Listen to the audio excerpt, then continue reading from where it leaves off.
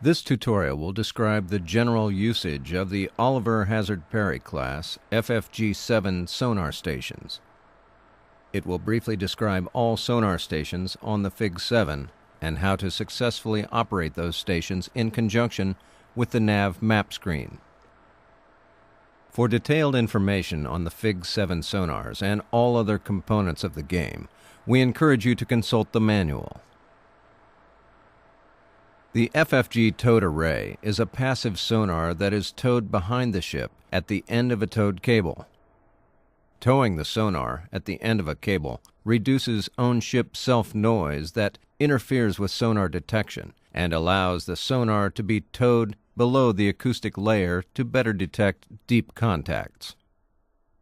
This is the FFG towed array broadband display.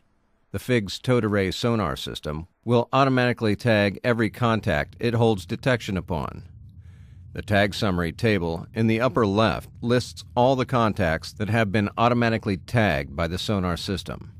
The whiz wheel below the tag summary shows a graphical representation of the sonar beams formed by the towed array sonar.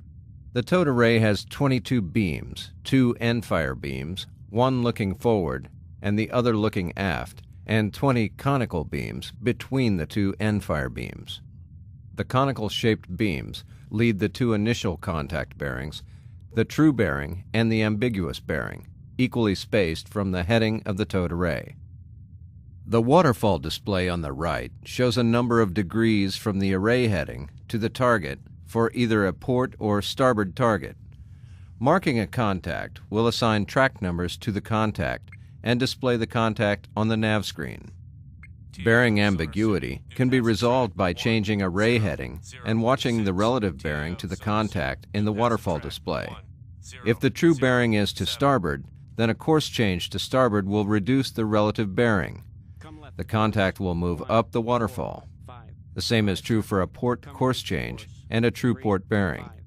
If the contact on the waterfall display moves downward, then the true bearing is the bearing away from the course change. Since the target is moving down the waterfall display with this course change to port, the true bearing to the contact is to starboard. A tagged contact can be selected in 3 different ways. 1. Click the tag row in the summary table. 2. Click the contact on the waterfall display. Or 3. Select the beam that holds contact. The Mark button marks the current bearing of the selected tag each time the Mark button is pushed.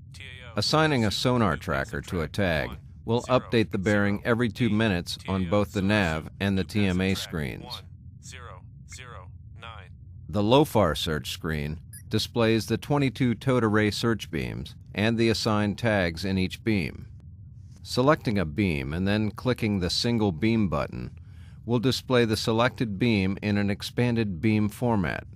Individual frequency lines in a contact's profile will be displayed and can be used with the profile display at the top of the screen to classify the contact. The Slave to Tag button can be used to automatically switch to the beam which contains the tag as the tag moves from one beam to the next due to contact and on-ship motion. The FFG's hull-mounted sonar is controlled from this display. The 2 main modes for the hull sonar are passive and active. In the passive mode, the display will show a broadband waterfall display. Detected contacts can be marked, and contacts will appear on the nav screen's GeoSit display. The active mode transmits sound into the water and listens for an echo bouncing off a contact. The advantage of an active sonar contact is that the player receives both bearing and range to the contact. The disadvantage is that active sonar may reveal your presence to an adversary. The active sonar mode has several sub-modes that can be selected. The user's manual describes all the sub-modes in detail. This concludes our FFG 7 sonar tutorial.